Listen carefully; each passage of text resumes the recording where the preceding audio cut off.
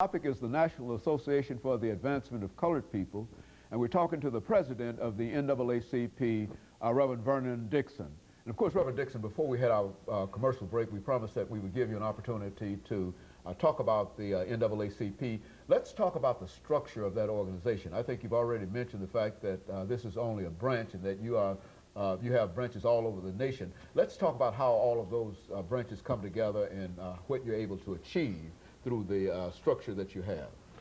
The NAACP is a membership organization, and our work is accomplished through our committees. It is our committee structure that is important to the success that the national organization has had over the years. We have 18 standing committees, which cover a wide range of issues and give people a lot of opportunities to be able to come in and to focus. Our agenda is really set by the national office that meets once a year in their national conventions where resolutions are brought forth and put forth the agenda. When I look at the agenda for this year, certainly issues around voting continue to be at the forefront. Our economic condition within the country and how the impact of the war has taken place. Education continues to be a major initiative of the branches that all across the country as we continue to try to find ways to make access for persons of color, children of color and their families to get the quality education. A new issue that has been coming up and has certainly been in the news in this area is environmental racism, where we're looking at the dump sites and chemicals that have been left in poor communities. So our agenda is set by the national office and then comes down through our regional and ultimately through the state conventions, passing down then to the local branches. Local branches still have an opportunity, though, to set their own agenda and address issues because we're in the community and all communities are different. The issues, while there are issues like education where we have common concerns, in this area, one of the issues that we've been looking at is issues of disparity, particularly as it relates to health disparity and economic conditions within this community. Currently, the Nashville branch is very active in our education and looking at what's, we are 5 years, we're in the 5th year, the end of the desegregation plan. We're continuing to monitor the conditions within our school systems.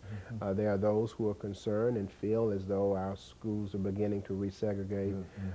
And we're looking at ways to keep that from happening and trying to also find ways to enhance the student achievement. So that's a very active issue for us. The other issues around health. We're looking at, as a part of the national agenda, but in this particular area, concerns around environmental issues as to how it affects poor people. And a lot of our attention and efforts have been around Mahara General because a number of people in our community are there, and how we look at issues of funding and how we gain access and what's happening in those particular areas. Another area that we have been spending some time and discussion on in the community has also been just to overall access of persons of color and how it is that we educate people in the community as to the issues and to make sure that we continue to be at the table. We have reactivated on our college campuses in the community, college campuses at FIS and TSU, chapters there. We have got our youth committee back up. We're working now and putting our AXO program together, which is a training area for youth to prepare them for college and higher education. So there are a lot of great and exciting things that are taking place at the branch. But it does center, first of all, in membership. Very good. We will be having in October our annual radiothon where we'll be recruiting members to come in. We're trying to make sure that our office is ready to receive people who are coming. We're doing a great job, I think, in the branch now in making sure that the memberships that come in are processed in a good way. I'm very fortunate to have a great supporting representation in that branch. And if I might, I'd just like to single out a few people who have been elected. The Reverend Mark Freeman is the first vice president and is also working very hard with our religious affairs. Blondell Strong, Dr. Blondell Strong is the second vice president, and she really is coordinating our volunteer efforts in the office and making sure that our office is staffed and how we handle. James Barnett, who is the third vice president, has been heading up our personnel committee as we move to put staff in the office. We haven't had staff in the office in a couple of years, and I'm really excited about being able to, to have the staff, have the office staffed full time. Our secretary is Margaret Scrivens, who handles most of the work in the branch as far as getting the memberships and getting out notices and letting people go. And she's assisted by Ms. Sandra Hunter, and Tim Ayers is our treasurer, and he's assisted also by Mr. Hunter. So it is, so we have some good people in place. But we still need other people involved. Our religious affairs has really taken on initiative. A backbone of the NAACP has always been the church. And we are reaching out and trying to get more churches involved and helping us to disseminate the information that is out there. But there's still room for people who want to come and who want to work in our structure. People have to remember, though, that we are not really a program agency. We are more of an advocacy and a group that does monitoring.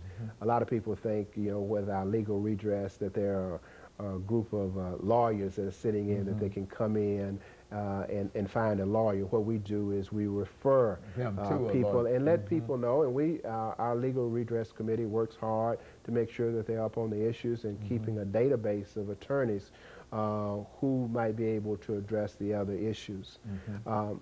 I have taken upon, one of the things that I've tried to do is also to enhance the other organizations within this community that we can do collaborative efforts with, who may have some resources that we don't have, but who still are concerned about issues around civil rights. Very good. And of course we're getting ready for this second commercial break, but when we come back, let's talk about the membership of the organization and what people might be able to do in order to assist you. Of course, we'll be back with our audience following this very short commercial break.